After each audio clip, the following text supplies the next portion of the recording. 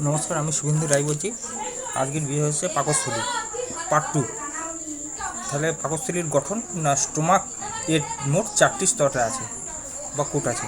তা হলো, একটি হচ্ছে বাইরের হচ্ছে পেরিটোনিয়াল লেয়ার বা সিরাস কোট। নাম্বার 2, পেশির কোট বা মাস্কুলার কোট। এটি 3 ধরনের পেশি থাকে। তা হলো, এক, লংগিটিউডিনাল ফাইবার বা পেশির তন্তু, যা থাকে সব উপরে। নাম্বার 2, সার্কুলার ফাইবার বা মাঝের গোল গোল তন্তু। নাম্বার 3, অবলিকিউ ফাইবার বা ভেতরের বাঁকা তন্তু। এটি বেশি থাকে ফান্ডাস এর বা উপরের অংশে থাকে। এর লেসার কার্ভেচার দিয়ে নিচের দিকে চলে যায়। Number 3, sub mucous coat. এটি অ্যারিওলার টিস্যু দিয়ে গঠিত হয়ে থাকে। Number 4, mucous coat. এটি মোট বা নরম এপিথিয়াল দিয়ে তৈরি হয়। এর মধ্যে অনেক ঘাস বা ফুল থাকে। এর ভেতরে কোট থাকে।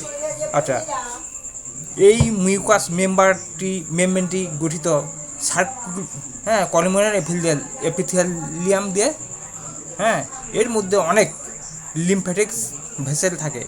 প্রচুর পেটের গ্রন্থি বা গ্ল্যান্ড এতে এসে ওপেনিং করে, যা গ্যাস্ট্রিক জুস নিঃসরণ করে থাকে। নমস্কার, আজকের ভিডিওটি শেষ হলো।